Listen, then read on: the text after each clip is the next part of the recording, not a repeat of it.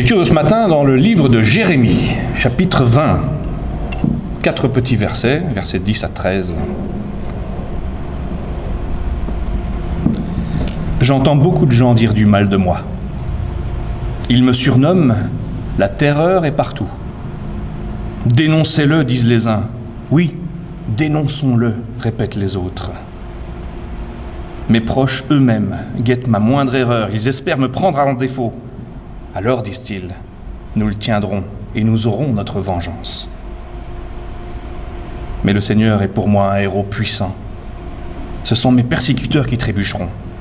Ils n'auront pas le dernier mot.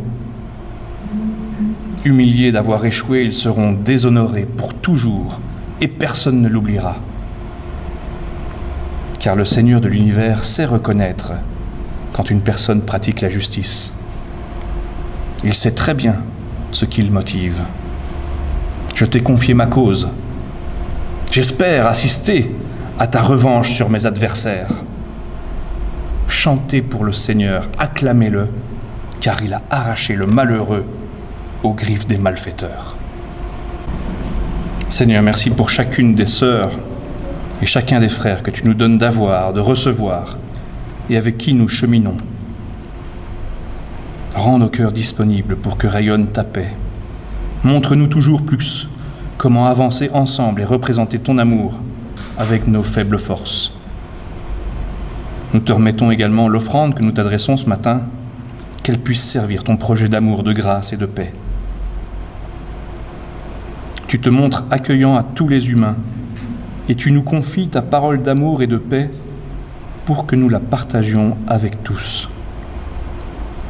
Que ton esprit nous garde disponibles à ton message, sans jamais confondre ta parole avec les formes provisoires ou transitoires par lesquelles nous l'exprimons. Par Jésus le Christ qui règne avec toi pour toujours. Amen. Il y a des personnages bibliques qui sont connus un peu malgré eux, comme le disciple Thomas par exemple, que nous connaissons tous pour le disciple qui a douté, et puis c'est tout. Pour le prophète Jérémie, ce sont ces jérémiades qui le précèdent. Les jérémiades qu'on lui attribue, ce sont des plaintes interminables qui n'ont d'ailleurs pas beaucoup de place, ou pas leur place dans le livre de Jérémie, mais dans celui des Lamentations, et qui ont été mises sous le nom du prophète comme un éditeur choisit le bandeau qu'on met autour d'un nouveau livre, avec ou sans l'accord de l'auteur d'ailleurs. Si on lit le livre qui porte le nom de Jérémie, on se rend compte qu'il a la jérémiade plutôt énergique.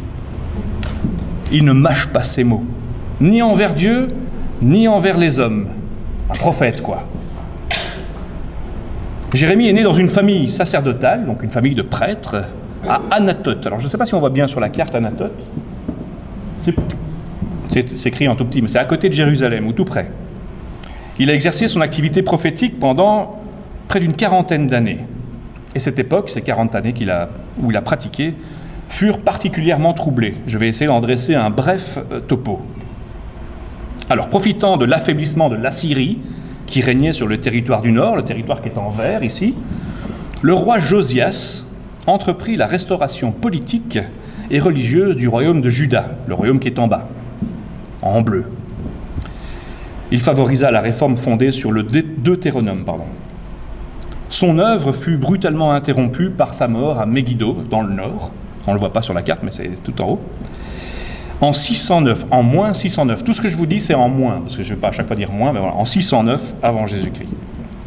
Et ces sujets passèrent alors sous la domination de l'Égypte, qui est tout en bas.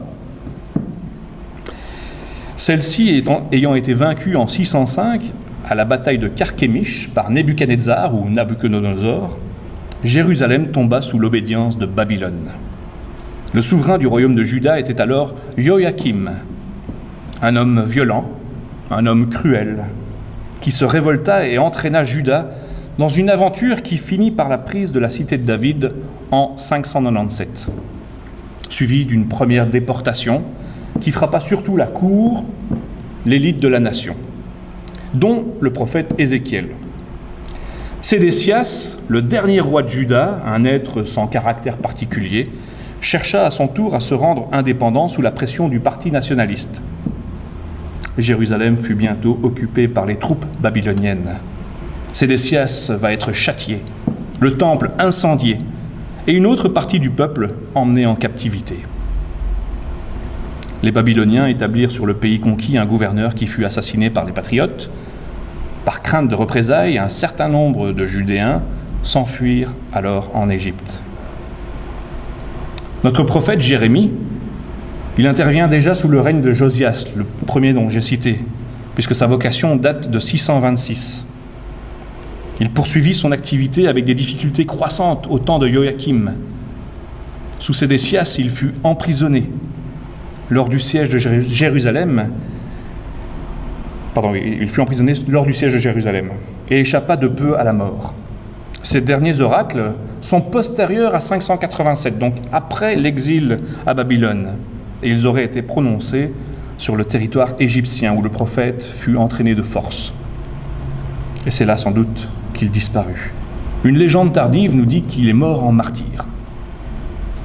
Jérémie, qui a parlé et agi juste avant l'effondrement du royaume de Juda sous Babylone, ne pouvait pas se douter combien ses paroles et ses actes allaient être repris et sans cesse réactualisés par des générations de groupes minoritaires. Même une fois la situation politique restaurée à Jérusalem d'ailleurs, l'histoire de ce livre est un impressionnant patchwork. Et nous le recevons comme une œuvre globale qui témoigne combien les paroles et actes d'un certain Jérémie furent assez puissants pour être sans cesse reçus, retravaillés et actualisés. Donc, un peu tout le contraire de ce qu'on attendrait d'une jérémiade, cette plainte interminable qui importune. Sauf peut-être le fait que ça importune, que ça agace, que ça dérange. Et peut-être qu'on appelle ça jérémiade pour éviter d'entendre ce qu'il y a à entendre et de voir ce qu'on a sous les yeux. Ce matin, nous n'avons lu qu'un infime échantillon de l'œuvre provoquée par Jérémie, mais ça suffit. Ça suffit certainement pour nous poser des questions sur la présence ou le soutien de Dieu dans nos actions, et plus particulièrement dans nos échecs. Le passage qui nous a été donné à lire fait partie de la 5e prière de Jérémie, qui est appelée confession ou complainte selon saint Augustin. Sauf que nous n'avons pas entendu la fin, peut-être trop scandaleuse pour un temps de culte. Entre haut et bas, nous sommes donc les témoins indiscrets de Jérémie dans sa prière. Une prière qui nous rappelle certains psaumes et les paroles de Job, qui tient bon face à ses amis et face à Dieu.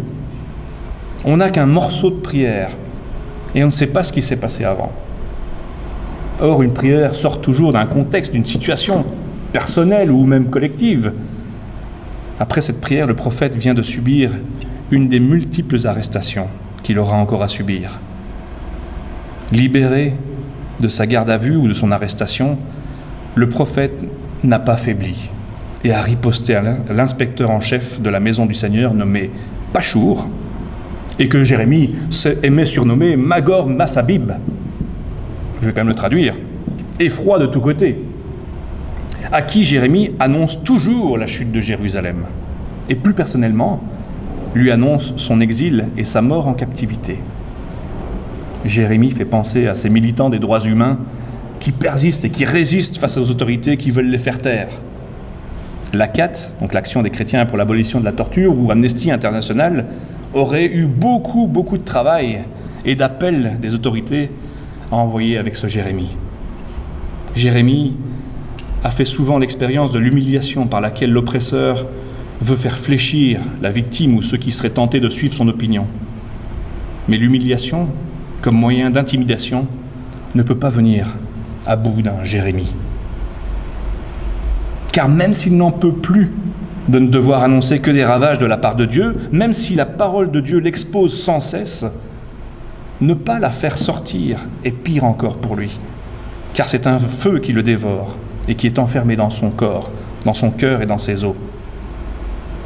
Il crie à Dieu. Entre épuisement et colère, il ne baisse pas les bras. Toutefois, la fatigue se fait sentir. par la tenue de propos que nous pourrions dire incohérents, ou du moins, il ne passe pas ces mots à la moulinette de la politesse.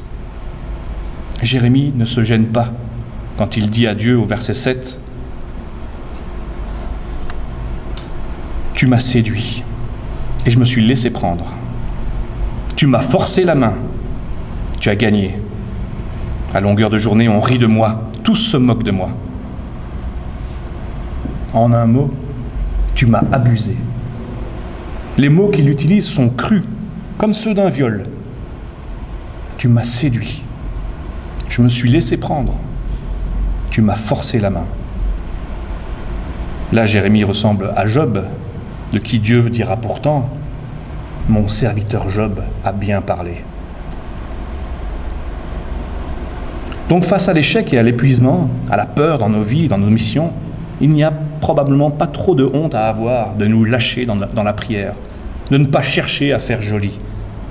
C'est finalement une preuve d'extrême confiance, cet abandon de vouloir faire belle figure. C'est aussi le cri du psalmiste et celui de Jésus sur la croix. Mon Dieu, pourquoi m'as-tu abandonné ?» À ceux qui s'interrogent, s'offusquent, se révoltent contre la souffrance de la vie en disant « Pourquoi le mal ? Pourquoi Dieu ne fait rien ?» J'encourage de le crier à Dieu, car la colère, c'est aussi une forme de prière. Et Dieu a le dos large et les oreilles pour entendre. Enfin, pour Jérémie, comme Dieu voit les reins et les cœurs, il lui confie sa cause, plus exactement, et presque de façon juridique, il lui expose sa cause, lui fait connaître sa querelle. Alors là, on peut se demander, on peut se dire que ça ne tient pas debout. Si Dieu voit les cœurs et les reins, est-ce qu'il n'en sait donc rien ? Pourquoi veut-il entendre de la bouche des hommes ce qu'il a déjà vu et entendu ? Le Dieu des prophètes, depuis Moïse, est quand même le Dieu qui entend les cris des opprimés et qui voit la misère et les injustices, et qui voit ce qu'on veut cacher, ce qu'on cherche à cacher ou à faire taire. Oui, mais Dieu désire plus que tout entrer directement en relation avec celui ou celle qui vit l'injustice, la souffrance ou l'échec, et l'entendre avec ses mots, directs et crus, et peut-être parfois scandaleux. Une vraie prière, prononcée sans retenue, n'est pas forcément cohérente. Elle peut être aussi troublante qu'une prophétie peut être dérangeante. Par exemple, nous avons entendu que Jérémie termine par la louange. « Chantez pour le Seigneur, acclamez-le, car il a arraché le malheureux aux griffes des malfaiteurs. » Au verset 13. Veut-il s'en persuader lui-même ? Est-ce que c'est la méthode Coué ? Une méthode fondée sur l'autosuggestion, l'auto-hypnose ? Je ne le pense pas vraiment. Car au verset suivant, Jérémie tombe au plus bas et maudit même le jour de sa naissance. Autant dire qu'il maudit Dieu, car c'est lui qui donne la vie. Je ne pense pas qu'il bluffe, au contraire. Il joue la confiance, il ose la confiance. Il laisse la réalité, ce qu'il vit, s'entrechoquer avec cette volonté de confiance. La prière de Jérémie entrechoque louange ou confiance avec un cri d'appel brutal, comme celui qui n'a plus personne avec lui. Jérémie est en insécurité totale. Non seulement l'état des lieux politiques et religieux qu'il doit dénoncer est accablant, mais Jérémie est lâché par tout le monde, même par ses proches, qui ne sont pas seulement lâches, mais vicieux. Le texte nous dit, il guette le faux pas. Certains diront, a-t-il des preuves de tout cela ou est-ce un délire de persécution ? Pourquoi celui qui souffre mentirait-il sur sa souffrance ? L'insécurité de Jérémie est donc totale, puisque même ses proches sont vicieux ou habiles ou tordus. La prière de Jérémie pose la question à Dieu, que fait alors celui qui ne sait pas ou ne peut pas se défendre ? Jérémie affirme ce dont il doute, ou bien il doute, donc il affirme comme une provocation. Le Seigneur est avec moi comme un héros brutal. C'est pourquoi mes persécuteurs trébucheront et ne l'emporteront pas. En fait, dans sa prière, Jérémie pose la question scandaleuse de l'impunité. Et pour se retenir de faire vengeance lui-même, il en appelle à la violence de Dieu contre ses adversaires, ou à la justice de Dieu. Si cette parole de Dieu est si violente à l'intérieur du prophète, qui doit la porter et la dire, ne serait-elle pas aussi de fait contre ses adversaires? Jérémie n'en a pas fini avec ses adversaires qui sont habiles, mais Dieu n'en a pas fini non plus avec Jérémie qui est résistant. Increvable Jérémie. Increvable, mais aussi indispensable Jérémie. De son vivant, le prophète a vécu avec son peuple les conséquences de l'effondrement politique et religieux qui s'est soldé par l'exil à Babylone. Exil des décideurs et des intellectuels, laissant sur place un peuple sans défense, sans repère. Le prophète a vécu tout cela, mais n'en a pas vu les effets de changement sur les mentalités. Il a sûrement vécu la dure réalité de l'échec, mais il est resté attaché à son service de prophète, car nier la parole de Dieu qui l'animait, c'était se renier lui-même. La fidélité de Jérémie a été pleine de doutes et de secousses, et la bonne nouvelle, c'est que grâce ou à cause de cette fidélité, l'échec a porté du fruit. Si le grain ne tombe pas en terre et ne meurt pas, il demeure seul. Mais s'il meurt, il porte beaucoup de fruits, dira Jésus à ses disciples dans l'évangile de Jean. Ce n'est pas l'esprit de sacrifice, c'est un constat. Ce n'est pas une garantie, mais c'est de l'ordre de tous les possibles. Celui ou celle qui vit l'échec ne peut rien prédire, ni rien savoir de ce que deviendront ses paroles et ses actes. Mais si il ou elle vit une fidélité dans son cœur et dans ses reins, une fidélité à la parole de Dieu, il ou elle peut aussi se dépréoccuper de ce que deviendront paroles et mots et actes. C'est ce qui arrive à Jérémie, dont les paroles et les actes sont repris par des générations de groupes minoritaires après lui, à commencer par ceux qui sont appelés malheureux dans sa prière au verset 13, ou pauvres dans d'autres traductions. Ici, le terme pauvre ou malheureux ne vise pas spécialement un groupe socio-économique démuni, mais signifie plutôt ceux qui se dépouillent de tout pour être capables d'accueillir la parole de Dieu sans se laisser encombrer par des intérêts politiques ou matériels ou quel que soit-il. Un vrai prophète ne fait pas carrière, du moins pas de son vivant. Il laisse souvent une œuvre inachevée. Même si Dieu sait être patient et persévérant avec une œuvre laissée en échec, comment nous ne devrions-nous pas être vigilants pour ne pas mettre en échec des Jérémies d'aujourd'hui? Car apparemment, le risque est grand de se laisser séduire, duper et dominer. Ça ressemble à une obsession dans la prière de Jérémie, où le point de vigilance constant est le discernement de tout instant entre vrais et faux prophètes. Car la réalité est parfois complexe pour faire la différence. Il est certain que la parole de Dieu agissante conduit plus souvent dans la résistance que dans la facilité. Mais ce critère de vigilance n'est pas suffisant pour discerner vrai ou faux prophète. Avant de savoir si on est d'accord ou non, le problème est de vouloir vraiment voir la réalité en face. Et l'Église, avec un grand E de toute son histoire, doit être vigilante de ne pas trop se couler dans la culture ambiante. Cette culture qui tait bien souvent, les voix discordantes. Ne perdons pas de vue ce qui nous dérange, ce qui nous fait peur. Écoutons-le, ouvrons les yeux. Il est vrai que la prophétie, comme celle de Jérémie, n'est pas sage, dans le sens où elle n'est pas docile, mais elle est sœur de la sagesse, comme on le retrouve dans le livre des Proverbes, chapitre 8, les versets 1 à 5. La sagesse lance un appel, l'intelligence élève la voix. N'entendez-vous pas? Sur les hauteurs dominant la route à la croisée des chemins, la sagesse se tient debout. Au lieu de passage de la ville, à côté des portes d'entrée, voici ce qu'elle proclame. C'est vous, les humains, que j'appelle. Je m'adresse à tout le monde, vous les ignorants. Apprenez à avoir du bon sens. Vous, les gens stupides, apprenez à avoir de l'esprit. Je rejoins alors les propos du pasteur Léonard Wanindo, qui, lors de sa dernière venue, a insisté sur le fait qu'il faut toujours prier, sans se décourager. Et j'y ajoute qu'il est nécessaire de prier les yeux ouverts. Non pas physiquement ouverts, mais conscients. Conscients de la réalité que nous traversions ou qui se présente à nous. Et je vais utiliser aussi un autre vocabulaire, peut-être un peu plus à la mode, prier en pleine conscience.